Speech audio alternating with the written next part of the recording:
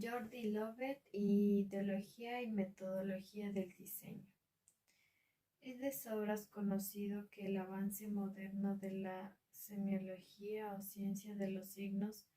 también llamada semiótica, de acuerdo con la terminología americana propuesta por Charles Sanders Peirce, tomó como punto de partida el prodigioso y sintomático desarrollo de la lingüística, de que ha sido escenario el siglo XX. La cuestión del lenguaje, uno de los paradigmas culturales por los que mejor podrá ser caracterizado nuestro siglo, ha sido tratada tan a fondo y con elementos de tan probada solvencia en muchos casos, que buena parte de las ciencias humanas, desprovistas a menudo de un método propio, han recurrido a los esquemas operacionales de la lingüística para adaptarnos, como mejor se pudiera, a las exigencias de sus respectivos campos. Siendo como es el lenguaje la herramienta más perfecta para la comunicación interpersonal y siendo de hecho un factor en la constitución del sujeto y del conjunto social. Es lógico que los descubrimientos realizados por la lingüística se desplazaran pronto a otros campos en los que directa el lenguaje se halla en juego, o cuando menos la significación, pues no es el privativo del lenguaje el que sus unidades sean y funcionen como otros sistemas que poseen la característica. Pues no es privativo del lenguaje el que sus unidades sean, funcionen y como otros sistemas poseen tal característica. El propio fundador europeo de la semiología, Ferdinand de Saussure, ante todo lingüista de profesión, dejó clara y expedita la vía por la que debía realizarse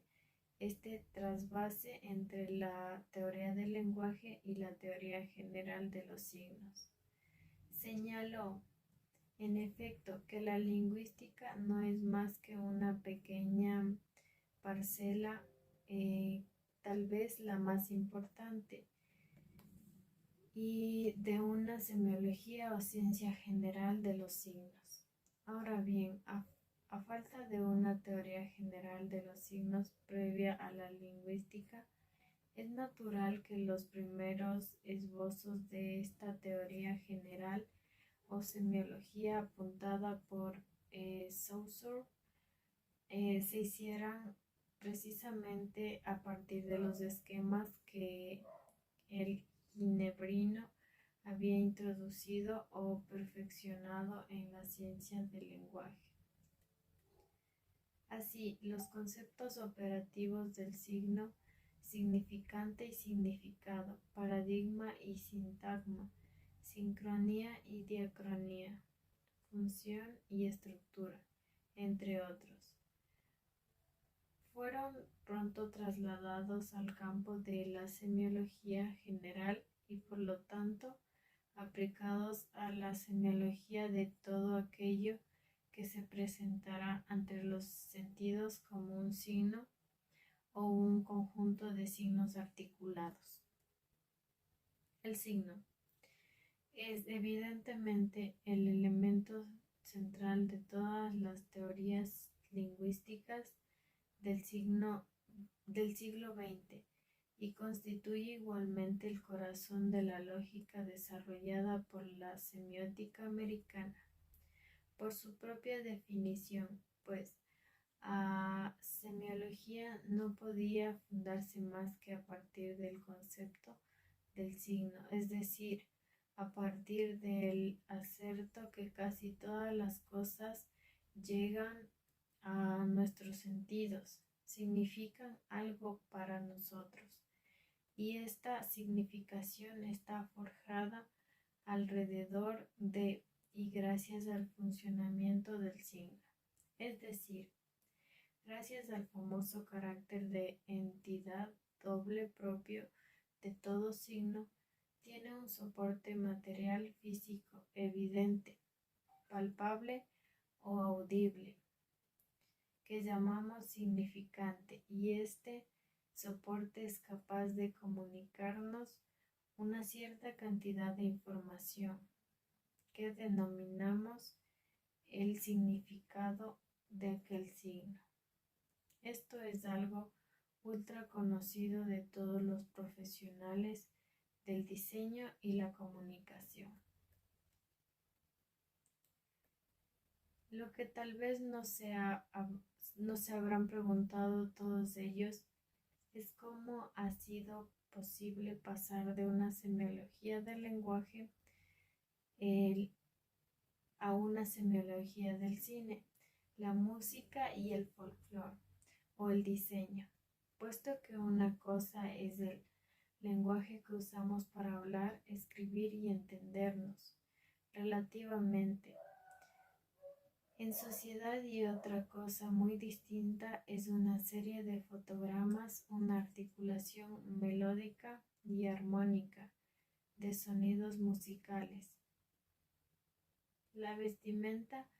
y danzas indígenas de los pueblos o el conjunto formado por una casa urbana con toda una serie de objetos en su interior. Es posible ciertamente asegurar que un fotograma de Fellini significa algo, que un acorde concreto de Bach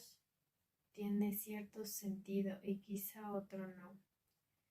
que una barretina catalana es la cabeza de un funcionario del Ayuntamiento de Barcelona, nos comunicaría alguna cosa respecto al empleado en cuestión, y que sacarse del bolsillo una estilográfica Dupont de oro y laca significa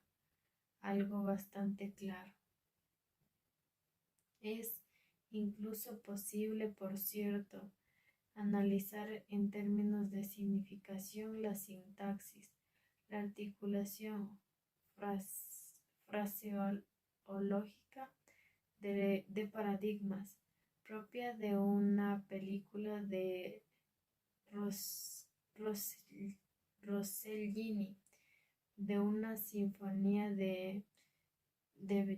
Beethoven, de un desfile de la Semana Santa en Sevilla, o del conjunto más o menos estructurado de la decoración de una casa o el dibujo urbanístico de una ciudad. Sin embargo, no hay acaso suficiente cantidad de elementos característicos en cada uno de estos medios expresivos y distintos del lenguaje,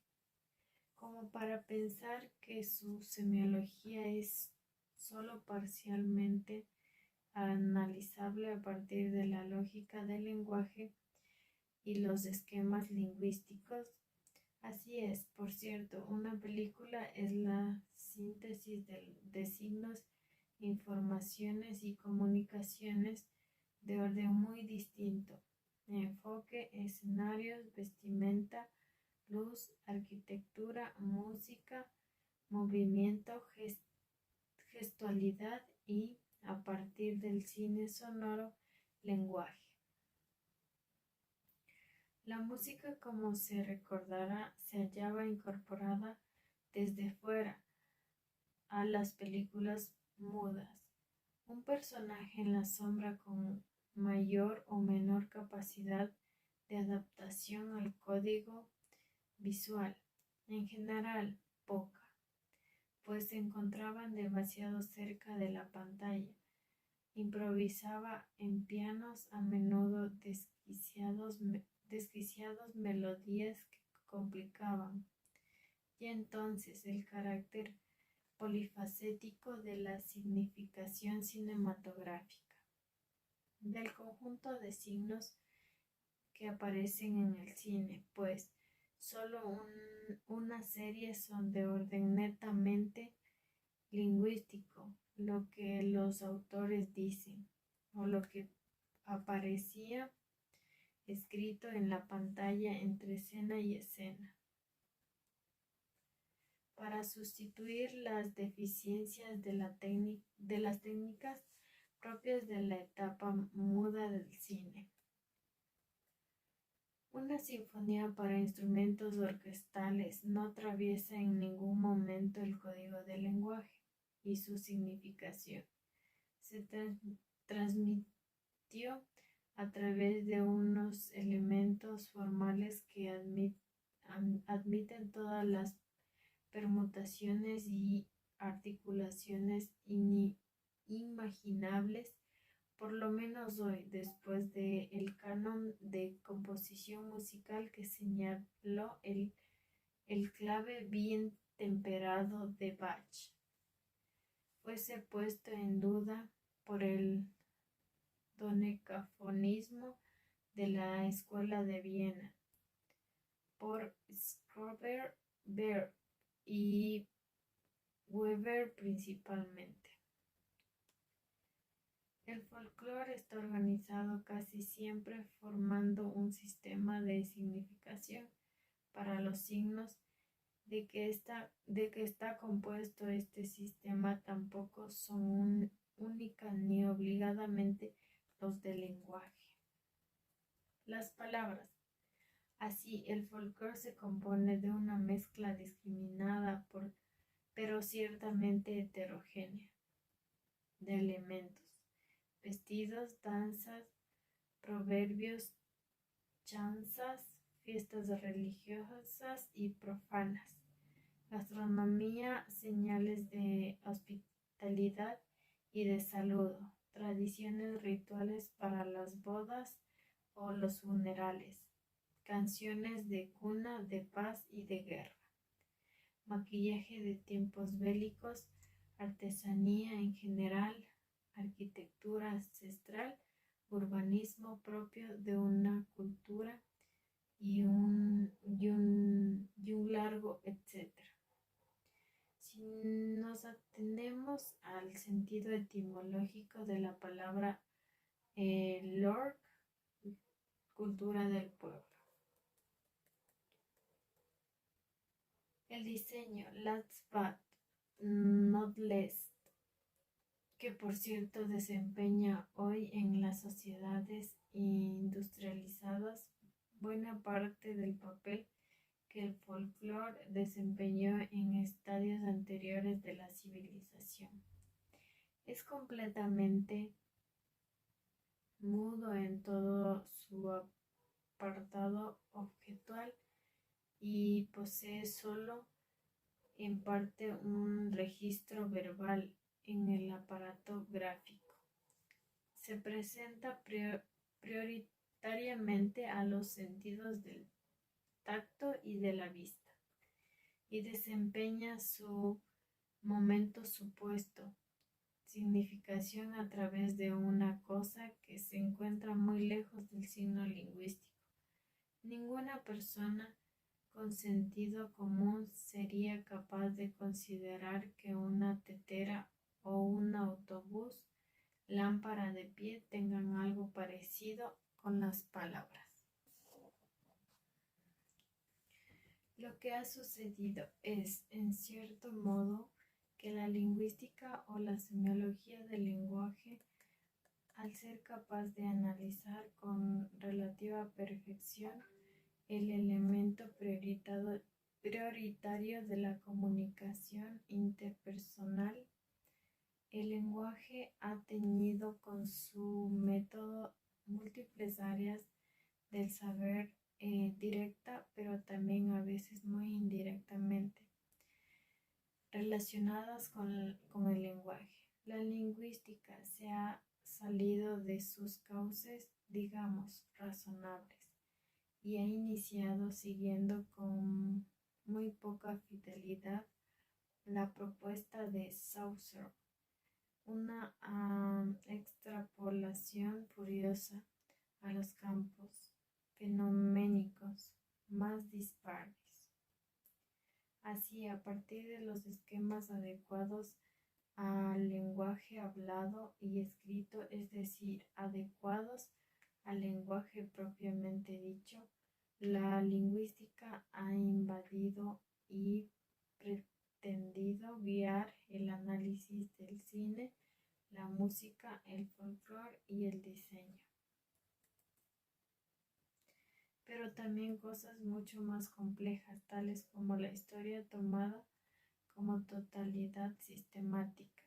la constitución psicológica del sujeto individual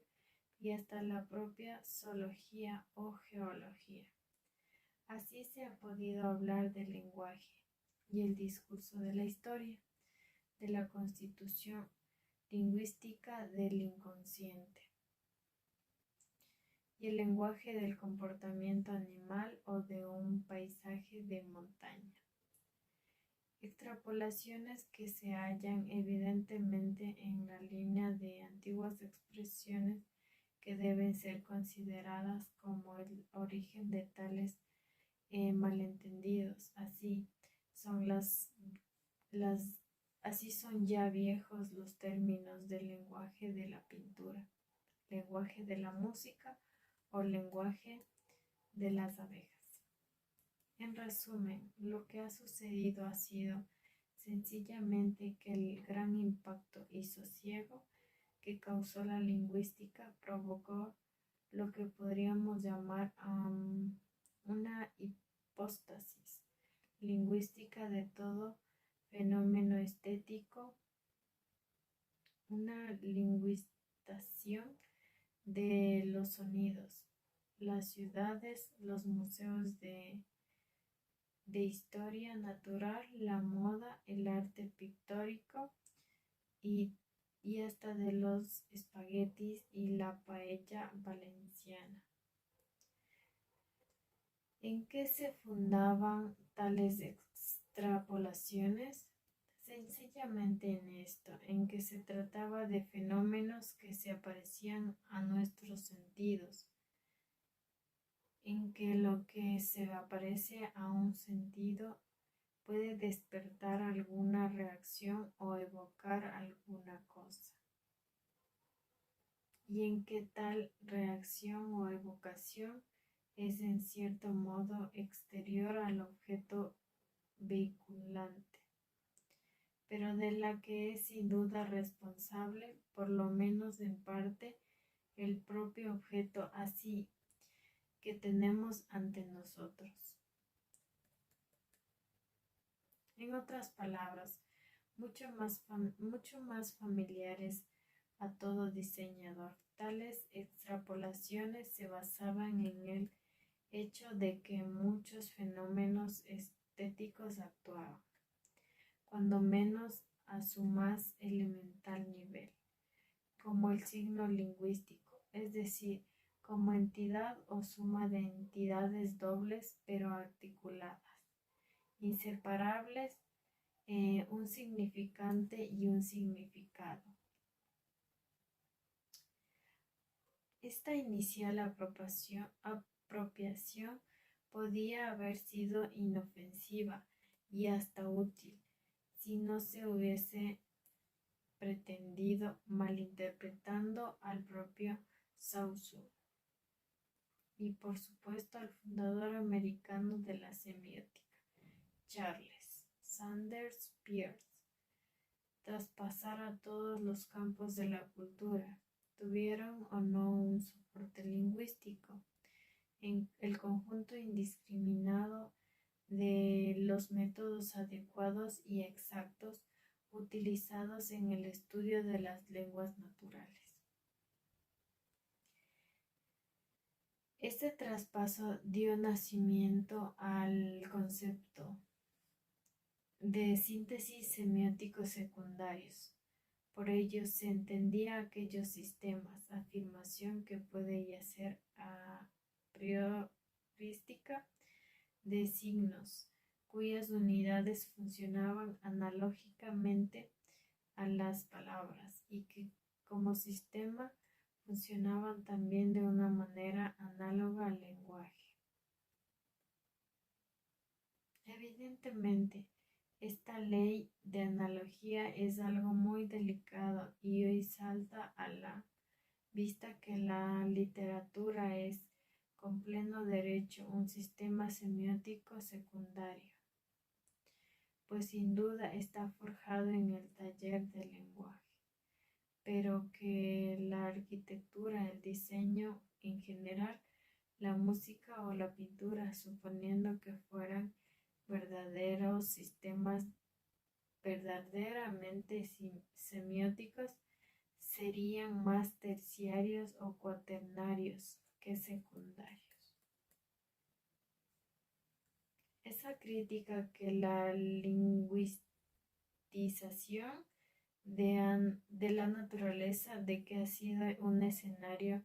en nuestro siglo, critica que no por superficial y rápida el lector debe considerar inapropiada.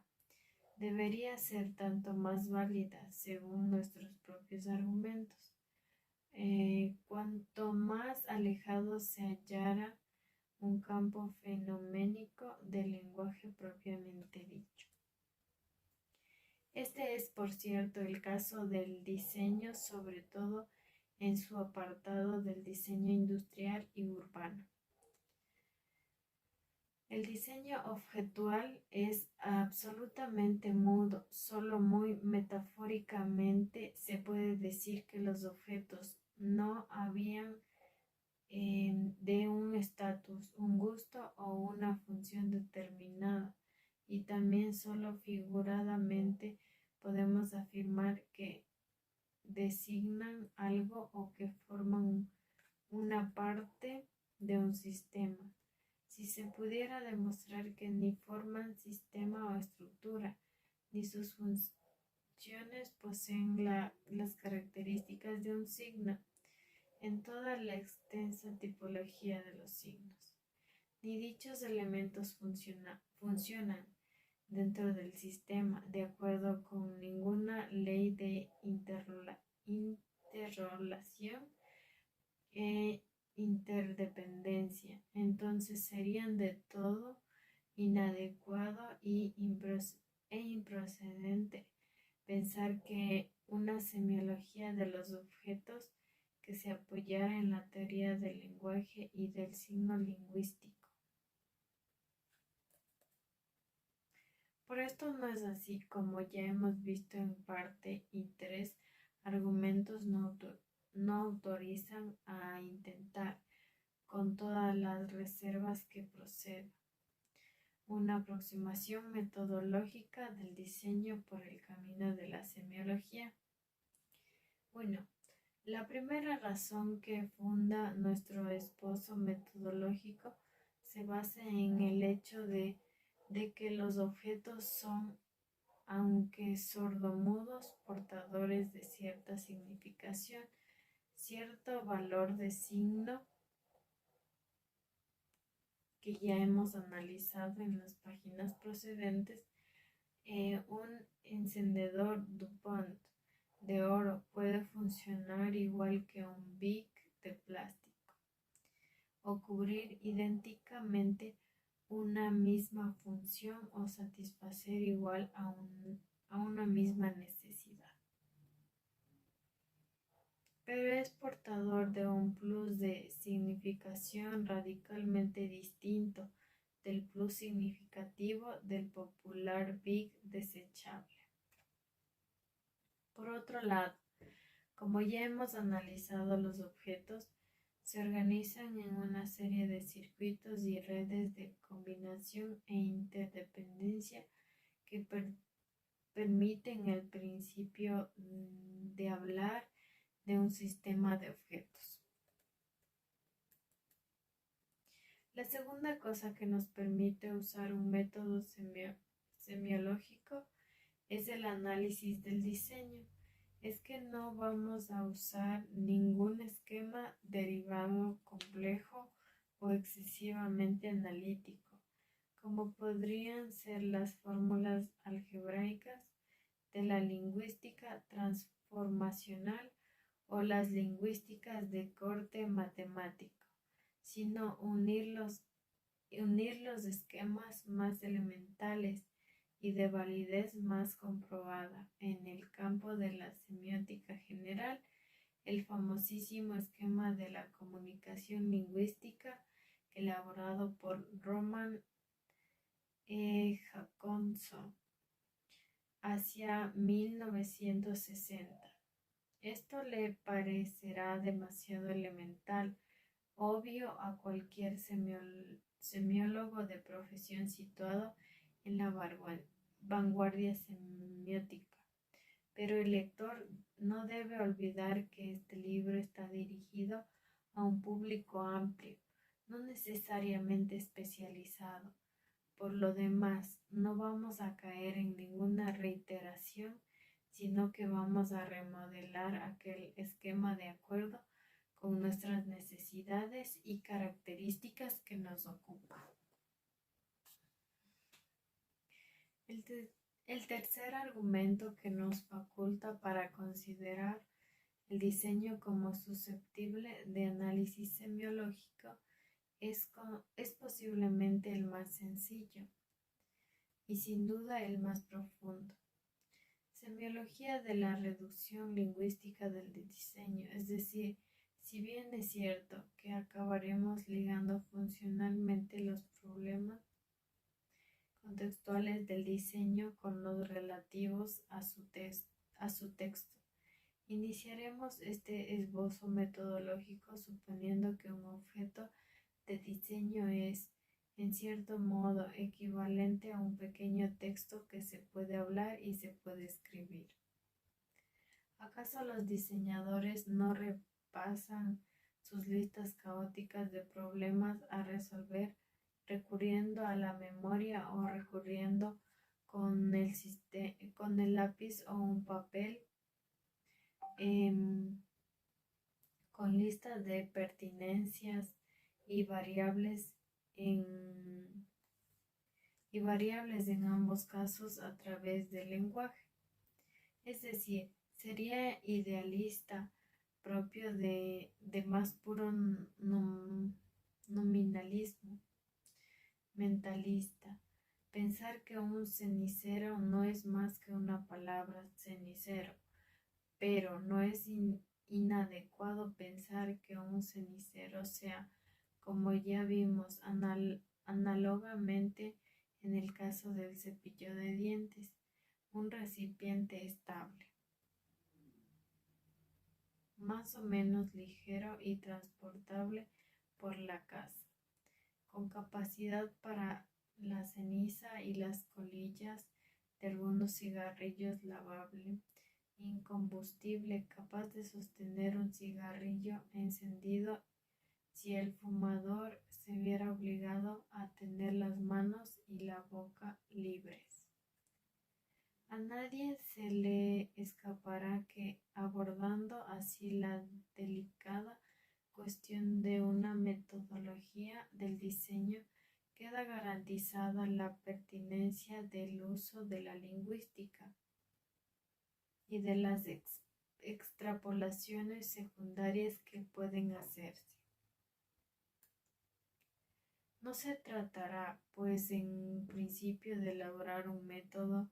semiológico de adecuación a todos los aspectos textuales y contextuales del diseño, sino de sentar las bases para el análisis del texto lingüístico, analógico o equivalente al objeto en sí.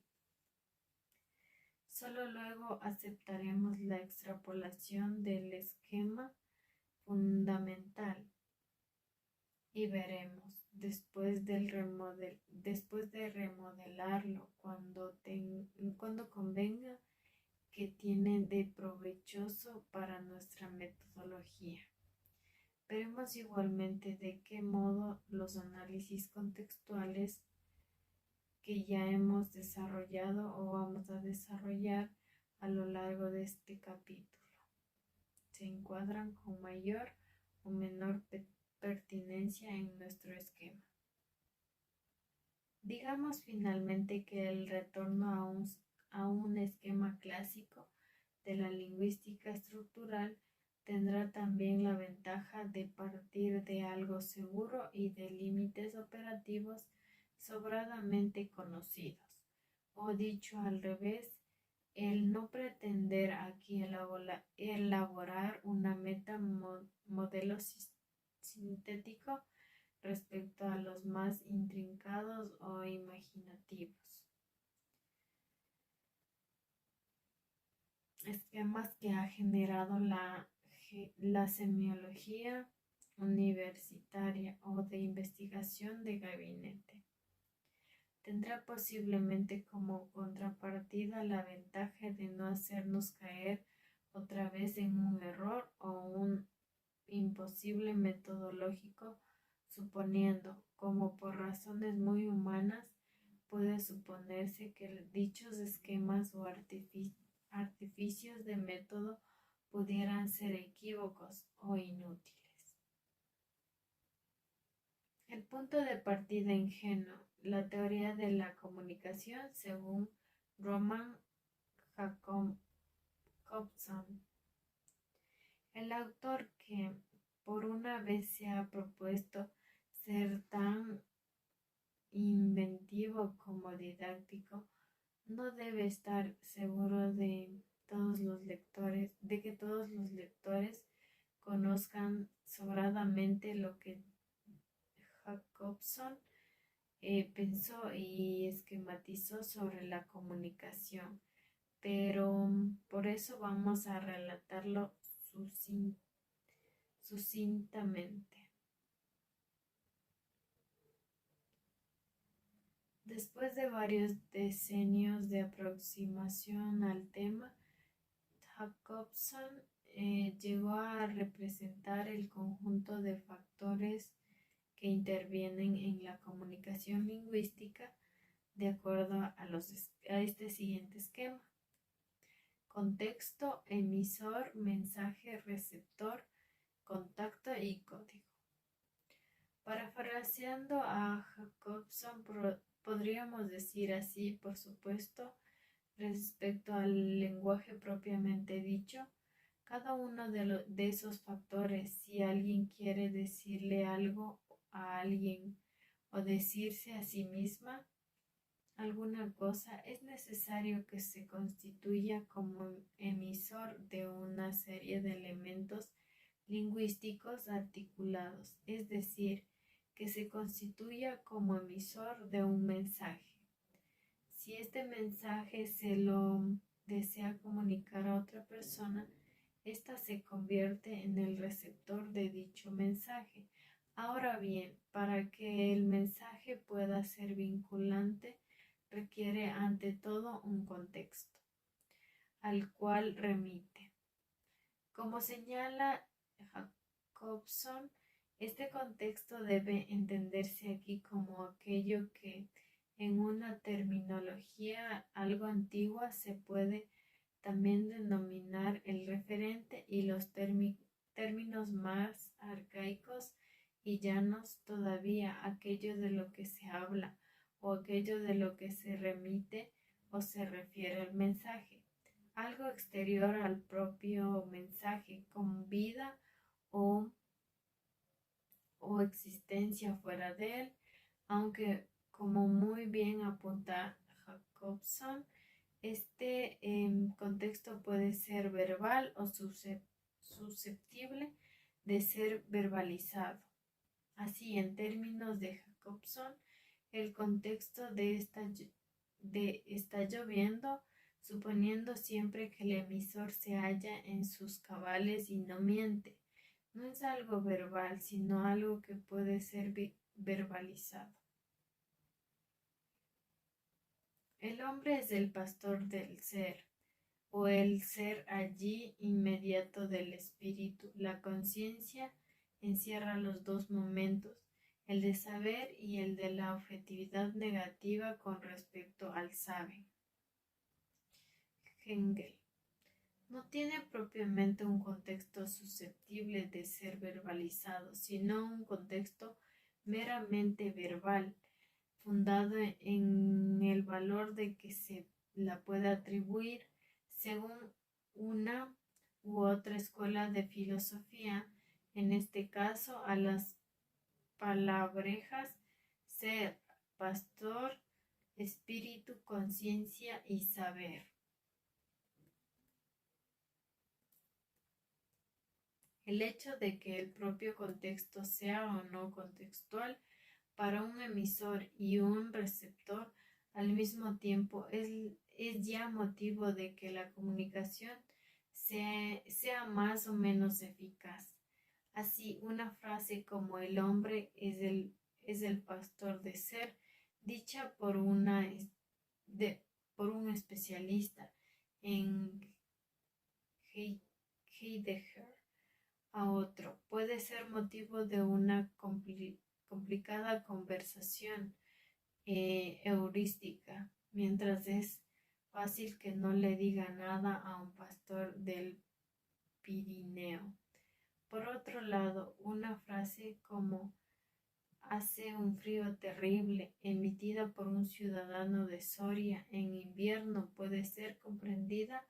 hasta cierto punto por un receptor canario, puesto que comparte con el soriano el mismo código lingüístico, pero el hecho de que el indígena de las Islas Canarias no conozca si no se movió nunca de su isla, lo que puede llegar a ser un frío de la meseta castellana. Es decir, el hecho de que no comparta un mismo contexto debilita en cierto modo la eficacia del precavido mensaje soriano. El canario podría pensar que no hay para tanto, y si se dispusiera a viajar a Soria el mes de febrero, a pesar del clarísimo mensaje del castellano, se llevaría consigo posiblemente una suave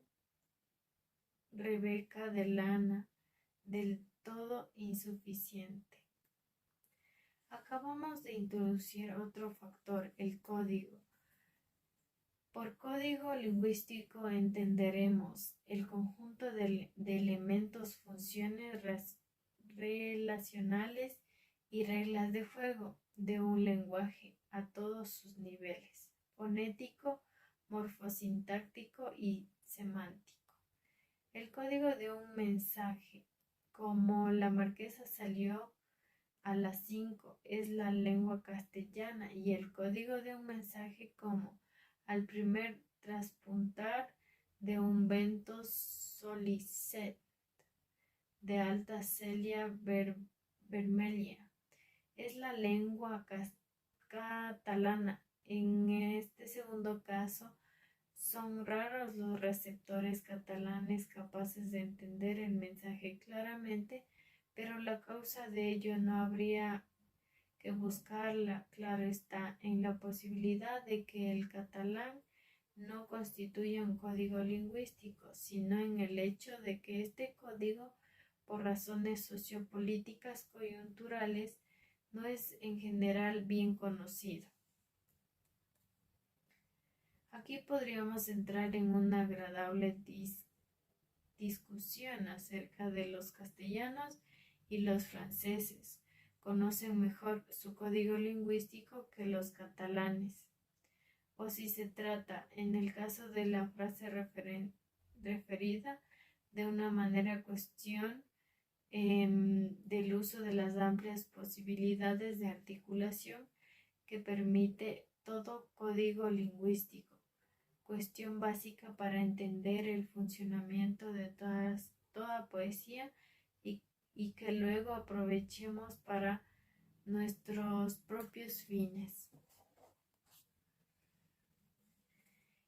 En este sentido, se podría decir que el código de la poesía no es exactamente el mismo que el de la comunicación em, alocutoria, cosa que Jacobson no aceptaría fácilmente, y a lo que respondería que el código es el mismo, pero distinta su utilización práctica en la acuñación de los distintos tipos de mensaje. Esto nos lleva a decir algo más del propio mensaje, y ello es que los mensajes son una articulación de una serie de elementos, de un código, de acuerdo con la ley de la selección y combinación que nunca es rígida y que pueden dar nacimiento a un nuevo infinito de mensajes. En otras palabras, el código brinda su arsenal sígnico y funcional a todo emisor para que lo utilice y no según un albedrío de todo libre, sino de acuerdo con un margen de libertad muy grande. Es decir, el código no señala tanto la necesidad de un mensaje cuanto su posibilidad y libertad. Así, Paul Valéry dijo no escribirla nunca una frase tan elemental y hueca como la marquesa salió a las 5, y no sabemos qué habría escrito si hubiera querido comunicar lo mismo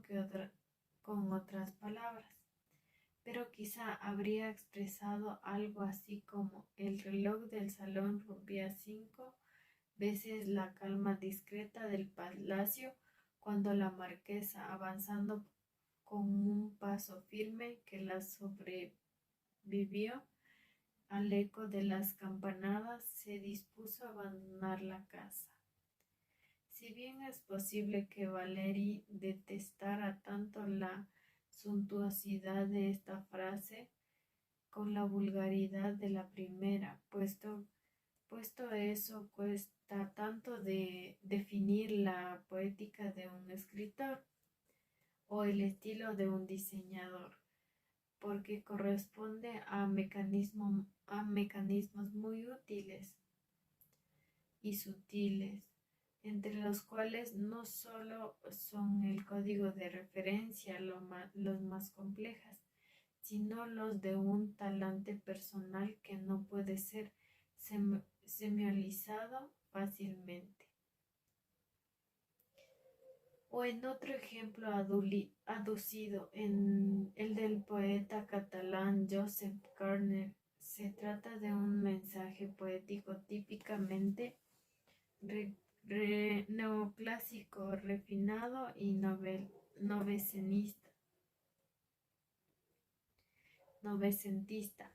pero que habría podido quedar reducido en manos de algún poeta modernista de segunda fila,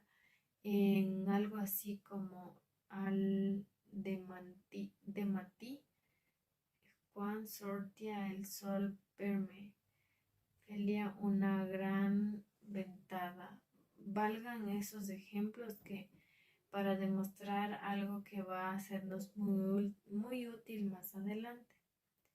La operación de forjar o inventar un mensaje poético, una forma y un contenido bien engarzados, es una operación propia del reino de la libertad y la posibilidad, es decir, una operación selectiva que actúa con enorme holgura dentro de los más extensos límites de lo que ha venido en llamarse, según la Escuela Lingüística de Copenhague, el esquema o el sistema de una lengua. Si aceptamos los otros dos términos de tal escuela por los que se dialectizó el esquema sausuriano, lengua habla, es decir, si poseemos una correlación, los tres estadios, sistema, norma, uso, podemos concluir que el uso poético no es un uso normal del lenguaje como es el uso coloquial, pero que en cualquier caso no puede dejar de moverse si quiere comunicar algo dentro del vasto campo del sistema de una lengua de acuerdo con las variaciones, combinaciones, permutaciones, de allí son imaginables y factibles.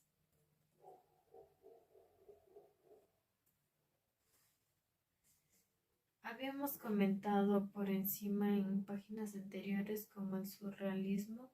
plástico se propuso criticar la relación objeto-uso para demostrar la inutilidad de algunos objetos o la inutilidad del arte no se sabe. El molino de chocolate que aparece en la Mariem Miss Anupar, el último y el eternamente inacabado cuadro de Duchamp, tiene en tal marco una función que nadie esperaría de aquel objeto. Acciona unas tijeras que proyectan un fluido hacia el lugar que se halla la novia, para conseguir desnudarla. En este orden de cosas se encuentra también la impertinencia que analizamos en el capítulo 2, relativa al cepillo de dientes que sirva para afeitarse. Pues bien, no hizo otra cosa el surrealismo literario cuando acuñó una serie de usos de expresiones lingüísticas que, aun cuando se movían dentro del sistema morfosintáctico del lenguaje, escapaban de lleno a la norma semántica del mismo, y por ello sorprendían enormemente a la primera vista. Así, por ejemplo, los versos de Alexander: mantas con alas se van, desnudo frío, se van y tiran de las flores, arriba ya nubes sin aroma desfilan y ya cristal, flores de piso huidas, pies desnudos. Volviendo al esquema de Jacobson, hay un último factor que no hemos explicado y que tiene una importancia primer orden en el caso de los medios de comunicación de masas. El contacto, o mejor dicho, el medio o el canal por el que se consigue un contacto eficaz entre el emisor y el receptor a través del cual se vincula el mensaje. Jacobson define este contacto de una manera harto paradójica y lo llama al mismo tiempo canal físico, conexión psicológica entre el emisor y el receptor. Algunos autores han criticado esta inexactitud, argumentando que no se pueden mezclar en un solo factor de la comunicación dos cosas tan distintas como el carácter físico del canal radiofónico, telefónico o televisivo. Programas por caso con el carácter psicológico de la conexión entre las dos personas a través del lenguaje. Por otro lado, apuntemos que la conexión psicológica entre dos personas no es privativa del lenguaje hablado o escrito, y que otros códigos o sistemas de expresión no verbal pueden ser tan eficaces en contacto de dos almas, dos psiche. De hecho, algunos sectores jóvenes neomísticos de nuestras sociedades modernas se caracterizan, entre otras cosas, por el progresivo y abandono del lenguaje propiamente dicho y propiamente escrito, y el progresivo prestigio que tiene en su seno unas vibraciones que enrollan mutuamente a la gente, sin necesidad de abrir ni la boca ni un libro. Piense ya aquí el lector en el papel comunicativo, pero mudo, propio de muchos objetos y en las claras conexiones psicológicas que se pueden establecer entre un anfitrión y unos invitados en cuanto estos han cruzado el umbral de una casa y han recorrido con una mirada de relámpago en el conjunto objetual del entorno del invitado. En resumen, y siempre de acuerdo con Jacobson, los factores que intervienen en la comunicación podrían reunirse en una sola frase. Un acto de comunicación verbal consiste en la construcción por parte de un emisor de un mensaje acuñado aparte del marco de posibilidades articulatorias de un código lingüístico común al emisor y al receptor a quien va dirigido el mensaje vehiculado a través de un canal y que se supone que habla de algo contextual a lo cual remite o refiere el mensaje. Las funciones de la comunicación lingüística. Pero Jacobson, promotor en parte del funcionalismo de la Escuela Lingüística de Praga, no tenía tanto interés en definir y limitar estos factores como en explicar el papel funcional de cada uno de ellos en el acto real y cotidiano del habla. Citemos ahora contextualmente a Jacobson. Cada uno de estos 6 factores determina una función diferente del lenguaje. Aunque distingamos 6 aspectos básicos del lenguaje, no sería, sin embargo, difícil hallar mensajes verbales que satisfieran una única función. La diversidad no está en un monopolio por parte de alguna de estas varias funciones, sino en un orden jerárquico de funciones diferentes. La estructura verbal de un mensaje depende primariamente de la función predominante. Este fragmento va a resultarnos de enorme utilidad en el momento de la adaptación del esquema de Jacobson al campo del diseño. No estará de más anticipar algo que ya creemos demostrado por otro camino de páginas procedentes. De todo objeto tiene más de una función, y más importante todavía, el conjunto de funciones de un objeto que se ordena de una manera prioritaria, aunque como veremos esta prioridad no es simétrica respecto al emisor y al receptor, lo que un arquitecto puede considerar ante todo como una obra maestra en el plano formal estético, adecuada o a las últimas corrientes de los métodos proyectuales. Un inquilino puede considerarlo de entrada como una casa inhabitable.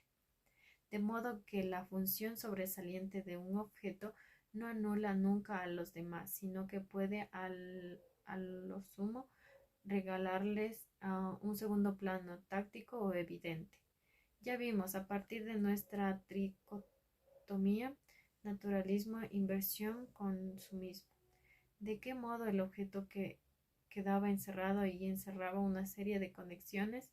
funcionales con la estética, la sociología o la política, además de conectar funcionalmente a través de su funcionalidad propiamente dicha. Pero empezaremos a entrever algo más. Un objeto de diseño podrá servir para satisfacer una necesidad creativa del diseñador emisor, para corresponder a una serie de factores como textuales, marcador de estatus, denotador de gusto, etc. Para responder a alguna necesidad, abrir latas, encender o apagar cigarrillos, acomodar a un sedentario para llegar a las manos de un usuario, no exactamente un receptor como veremos, o para enmarcarse o desmarcarse de un código o sistema objetual preestablecido. Pero antes de entrar de lleno en nuestra adaptación, convendrá especificar, aunque sea de una manera sumaria,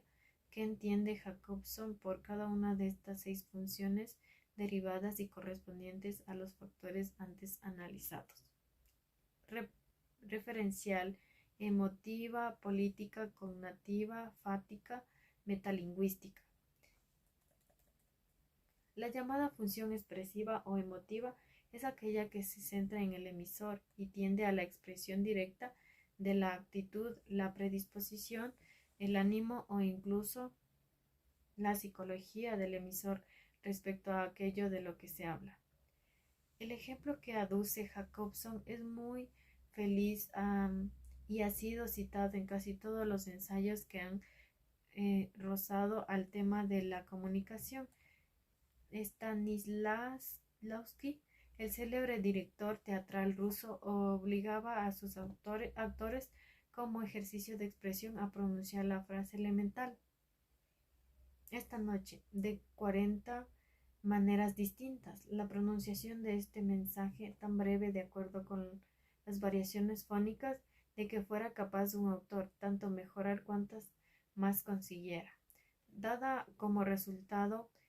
mensajes, todos ellos distintos y que se refieran a complejos de sentidos distintos, cualquiera ha comprobado que el mensaje esta noche es muy distinto, aunque esté dicho con las mismas palabras. Si es, por ejemplo, respuesta a la pregunta ¿cuándo ha muerto tu marido? Esta noche, o ¿cuándo tomáis el avión para Acapulco? Esta noche. Hay que, hay que precisar que las expresiones serían muy distintas. Claro está en el supuesto que la viuda lamentara la muerte del marido y que los segundos interrogados hubieran resultado agraciados con el premio de tal viaje ultramarino, es decir, una esposa que se sintiera por fin liberada de la carga de un marido insoportable y gruñón podría responder a aquella pregunta con un esta noche, feliz y lleno de promesas, y un funcionario que no deseaba abandonar su casa y su patria, pero fuera obligado a trasladarse a Acapulco solo y por un largo tiempo, expresaría un esta noche nostálgico y lleno de pesadumbre. La función centrada en el lugar del receptor, la función conativa, halla, según Jacobson, su expresión gramatical más pura en el vocativo y el imperativo, que desde un punto de vista morfosintáctico e incluso fonológico son formas muy distintas de todas las demás categorías, nominales y verbales. Un mensaje como muere, diría Jacobson, posee un alto potencial de función conativa por el hecho de que se dirige prioritariamente al receptor, no requiere respuesta alguna del mismo, no permite ser sometida o dialéctica alguna. Pero, caballero, ¿cree usted que yo, probo ciudadano y padre de 5 criaturas, merezco tal suerte, llevada a su mano impetuosa? Y pesa más que a propia referencia contextual al asesino. En cierto modo, podríamos decir que la función conativa se descubre allí donde el contexto o la referencia aparecen después del mensaje. Un "oh" de terror aislado en medio del silencio de la escena, en labios de un actor señalando hacia las bambalinas, indicará la aparición de un destinatario funesto. Un muere de apareció dirigido al asombrado actor que estaba en una de las escenas, indicando que se aproxima el contexto de un asesinato inapelable. Luego aprovecharemos el ejemplo al hablar de cómo algunos objetos aparecen en